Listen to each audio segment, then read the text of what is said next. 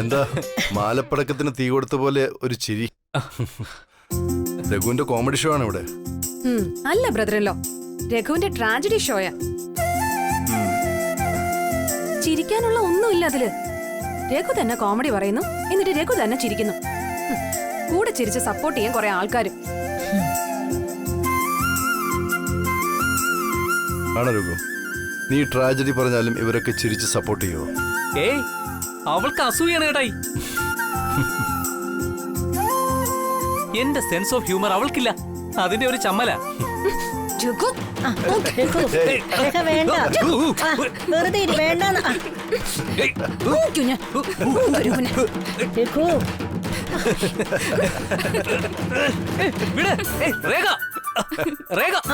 മതി തമാശ മതി. രവി വന്നല്ലോ, ഇനി വാ ഭക്ഷണം കഴിക്കാം നമുക്ക് എല്ലാവർക്കും.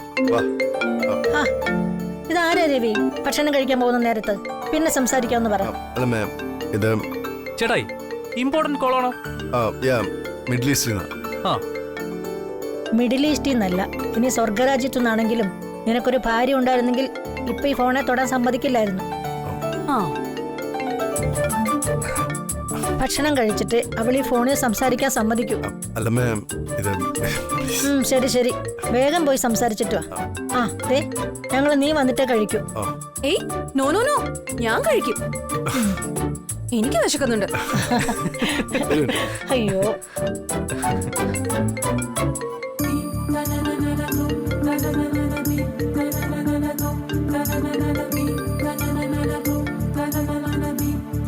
ഹലോ ശ്രീലക്ഷ്മി. സർ, ഭക്ഷണം കഴിക്കാണോ? ശല്യായോ ഞാൻ വിളിച്ചത്? ഏയ് ഇല്ല, പറഞ്ഞോളൂ. ഈ നേരത്തെ താൻ വിളിക്കണമെങ്കിൽ എന്തെങ്കിലും പ്രധാനപ്പെട്ട കാര്യം ഉണ്ടാവുമല്ലോ. ഇനി ഗുഡ് ന്യൂസ്? ഗുഡ് ന്യൂസ് അല്ല സർ, ഇതൊരു സിഗ്നേച്ചർ ന്യൂസാ. സിഗ്നേച്ചർ ന്യൂസോ? അതെ സർ, ബട്ട് കൺഫ്യൂഷൻ വേണ്ട. ഫയലിൽ ഞാൻ സൈൻ ചെയ്യുന്ന കാര്യം ഉദ്ദേശിച്ച്. ഓ, അതാണോ? അതെ സർ, എനിക്കൊരാഗ്രഹമുണ്ട്. ഞാൻ കോൺട്രാക്ട് പേപ്പർ സൈൻ ചെയ്യുമ്പോൾ സാർ എന്റെ മുമ്പിൽ അനുഗ്രഹിക്കാനുണ്ടാവണം. പറ്റില്ല എന്ന് സാർ പറയരുത്, ഇതെന്റെ റിക്വസ്റ്റാ. എന്താണോ അങ്ങനെ ഒരു ആഗ്രഹം? ആ കോൺട്രാക്റ്റിൽ എന്തെങ്കിലും സംശയം ഉണ്ടോ എനിക്ക്? അയ്യോ, ഒരിക്കലും അങ്ങനെയൊന്നുമല്ല സർ. കോൺട്രാക്ട് വായിച്ചു നോക്കി എനിക്കെല്ലാം മനസ്സിലായി കഴിഞ്ഞതാ. സംശയമൊന്നും അതിലില്ല. പിന്നെന്താ സൈൻ ഇടാൻ എത്ര പ്രോബ്ലം? ഇത്ര തെളിച്ചു പറഞ്ഞിട്ടും ഈ സാറിനത് മനസ്സിലാവുന്നില്ലല്ലോ. ഹലോ. ആ സർ, ഇതെന്റെ റിക്വസ്റ്റാ. പെട്ടെന്ന് വേണമെങ്കിൽ ഇതെന്റെ കുട്ടിക്കളിയാണെന്ന് തോന്നും സാറിന്. പക്ഷേ എന്റെ വലിയ ആഗ്രഹം സർ, എനിക്ക് സാറിന്റെ മുമ്പിൽ വെച്ച് തന്നെ സൈൻ ചെയ്യണം. With your blessings. ശരി ശരി, ഇത് തന്റെ ആഗ്രഹം മാത്രമല്ല അവകാശം കൂടിയാണെന്ന് ഞാൻ ഏറ്റെടുത്തിരിക്കുന്നു. ഹാപ്പി? ഹാപ്പിയാണ് സർ, വെരി വെരി ഹാപ്പി. വളരെ സന്തോഷായി. Thank you very much. ഇനി സർ പോയി ഭക്ഷണം കഴിച്ചോളൂ. ആ, ഒരു കാര്യം കൂടി. ഞാൻ നാളെ എത്ര മണിക്ക് വരണം സർ സൈൻ ചെയ്യാൻ? നാളെ രാവിലെ ഷാർപ്പ് 9:30 ആയാലോ? ഷാർപ്പ് 9:30? ഷാർപ്പ് 9:30. ശരി സർ, നാളെ ഷാർപ്പ് 9:30 ഞാൻ ഓഫീസിലെത്തും. അപ്പൊ good night. Good night Sreelakshmi. Take care.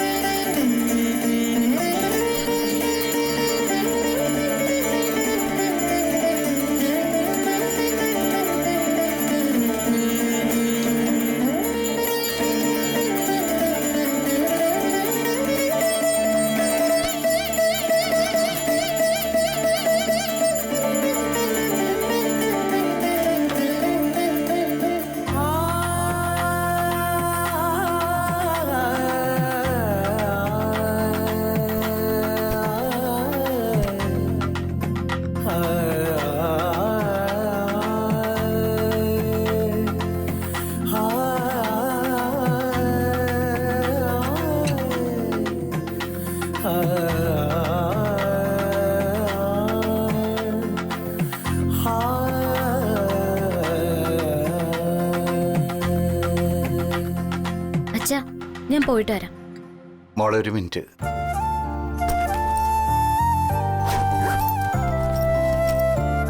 മോളെ ഇത് വെച്ചോ, ഓട്ടോയ്ക്ക് കൊടുക്കാം. അയ്യോ വേണ്ട അച്ഛാ, കാശ് എൻ്റെ കയ്യിലുണ്ട്. അത് സാരമില്ല, നീ ഇത് വെച്ചോ.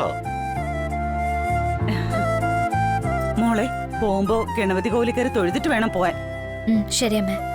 ഉം. ഇനി ഈ മോളെ രണ്ടുപേരും ശരിയായിട്ടൊന്ന് അനുഗ്രഹിച്ച് രാശിയുണ്ടോ നോക്കട്ടെ ഞാൻ. ഈശ്വരാ.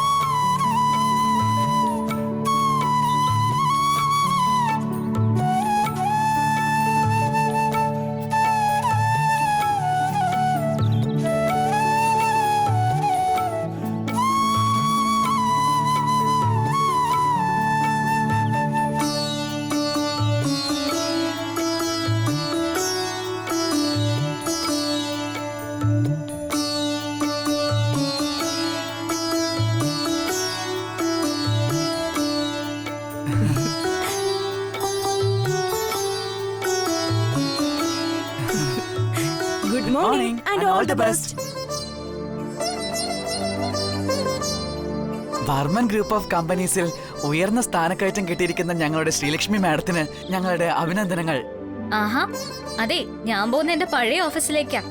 നിങ്ങളിത് എന്ത് ഭാവിച്ച മാലയും പൂവൊക്കെ ആയിട്ട്? ഇതൊക്കെ എന്ത്? ദീപു ആദ്യം പറഞ്ഞ ഐഡിയ ഇതിലും വലുതായിരുന്നു, അറിയോ? നീ വീട്ടിൽ നിന്ന് ഇറങ്ങുമ്പോ മുകളിൽ നിന്നും പുഷ്പവൃഷ്ടി നടത്തണമെന്നാണ് ദീപു ആദ്യം പറഞ്ഞത്. ഒടുവിൽ ഞാനാ നിർബന്ധിച്ച് ഇങ്ങനെ ആ ഐഡിയ ചുരുക്കിയത്. അല്ലെങ്കിൽ ദേ ദീപു ഇപ്പൊ ഏതെങ്കിലും മരത്തിന്റെ മുകളിൽ കയറിയിരുന്ന് നിന്റെ തലയിൽ പൂ വാരി വിതറിയനെ. അത് ശരി. അപ്പൊ രണ്ടാളും കൂടി രാവിലെ എന്നെ നാണം കെടുത്താൻ തന്നെയാ ഭാവം. ശരി ശരി, ഞാൻ പോട്ടെ. മണി 9 ഷാർപ്പ് 9:30 ഓഫീസിൽ എത്താന്ന വാക്ക് പറഞ്ഞിരിക്കുന്നെ. ലേറ്റ് ആവാൻ പാടില്ല. ശ്രീലക്ഷ്മി എന്തിനാ പേടിക്കുന്നേ? നേരെ രവിവർമ്മ സാറിന് ഒരു മെസ്സേജ് അയച്ച പോരെ? ലേറ്റ് ആവുമെന്നും പറഞ്ഞിട്ടോ? ഏയ് നോ, അത് പറ്റില്ല. രവിവർമ്മൻ സാറ് കൃത്യം 9:30 എന്നെ ഓഫീസിൽ എത്തും. സാറ് പറഞ്ഞ വാക്കാ. ടൈം മാനേജ്മെന്റ് കാര്യത്തില് സാറ് കൃത്യ. ആ ടൈം ഞാനായിട്ട് തെറ്റിക്കുന്നത് ശരിയല്ല. എനിക്ക് പോണം. പൊയ്ക്കോ, ദേ ഇതങ്ങോട്ട് കഴിഞ്ഞിട്ട്.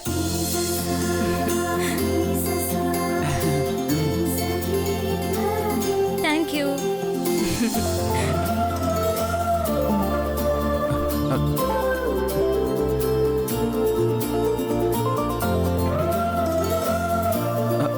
ഇപ്പോഴാ ഇത് കറക്റ്റ് ആയത്.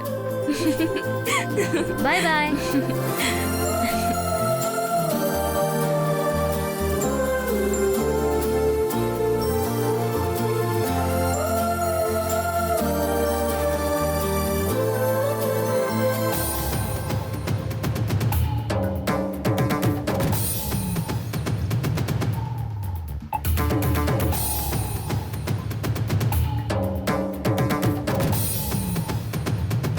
രണ്ടെണ്ണം ഇവിടെ വന്നേ, പറയട്ടെ.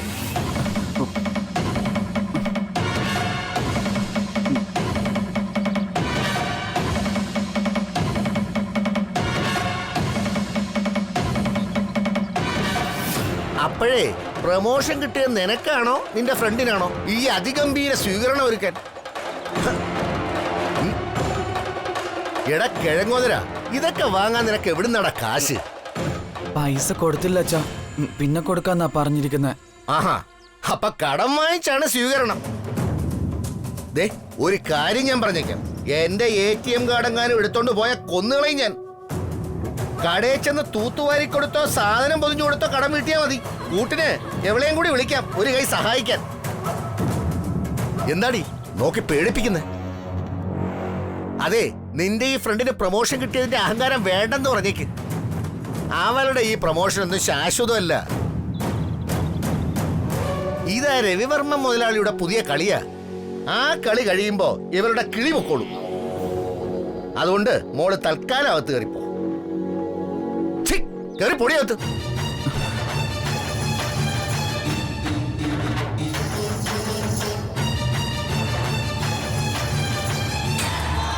എന്താടാ നിന്നോട് ഇനി പ്രത്യേകം പറയണം?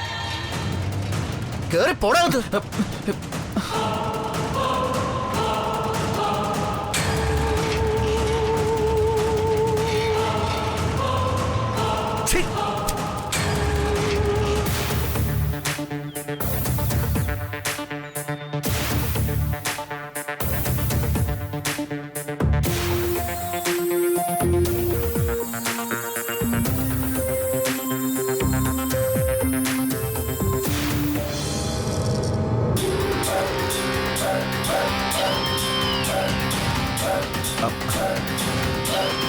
Good morning.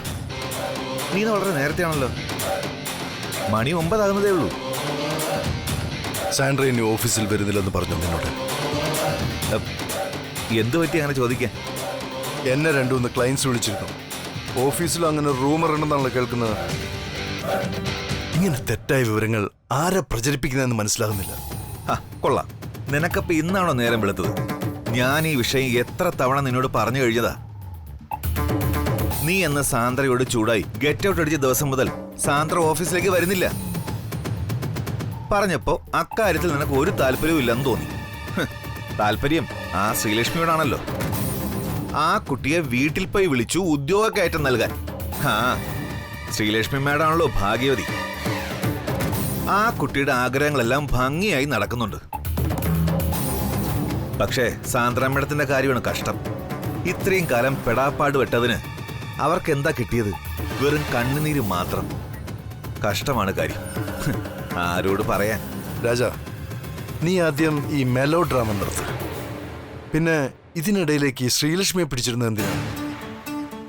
അന്ന് എന്ത് സംഭവിച്ചു, എങ്ങനെ സംഭവിച്ചു എന്നൊന്നും ഞാൻ തൽക്കാലം വിശദീകരിക്കുന്നില്ല.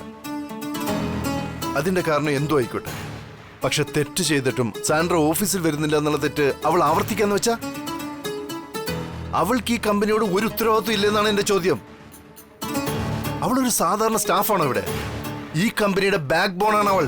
അത് അവൾക്കറിയില്ലെന്നാണ് എന്റെ ചോദ്യം. എവിടെ ഞാൻ തന്നെ ചോദിക്കുന്ന അവളോട്.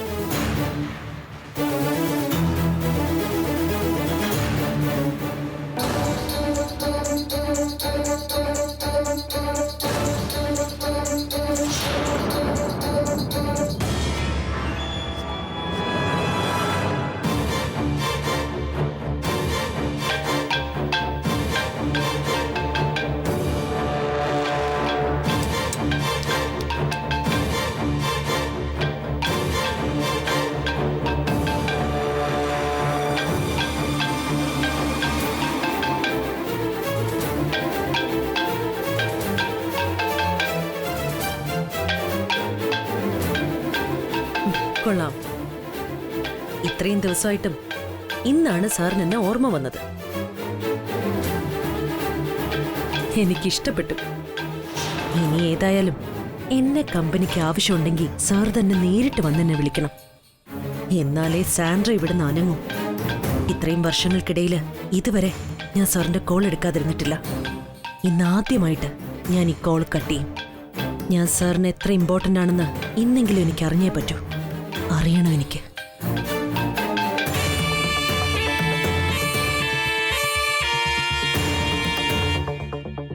അവള് ഫോൺ കട്ട് ചെയ്തു. നൈസ്, എനിക്കങ്ങ് ബോധിച്ചു. ഇത് ഫസ്റ്റ് ടൈം ആണല്ലേ സാന്ദ്ര നിന്റെ ഫോൺ കട്ട് ചെയ്യുന്നത്?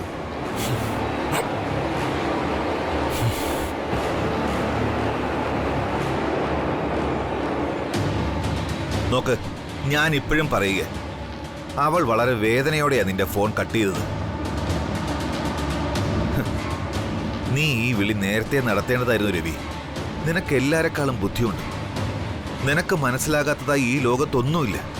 എന്നിട്ടും നീ അവളോട് മാത്രം ഇങ്ങനെ കാണിച്ചത് ഒട്ടും ശരിയായില്ല, ഒട്ടും. സോറി മിസ്റ്റർ രാജാറാം, എന്റെ കണ്ണിൽ അവൾ സാൻഡ്ര മാഡമാണ്. വർമ്മൻ ഗ്രൂപ്പ് ഓഫ് കമ്പനീസിന്റെ വൈസ് പ്രസിഡന്റ് സാൻഡ്ര മാഡം. ഇത്തരം ചെറിയ വിഷയങ്ങൾ തലയിൽ കയറ്റിവെച്ച് വീട്ടിൽ ദുഃഖിച്ചിരിക്കുന്ന ഒരു സാധാരണ പെണ്ണല്ല സാൻഡ്ര. ഞാനത് തെളിയിച്ചത് ഇപ്പൊ തന്നെ.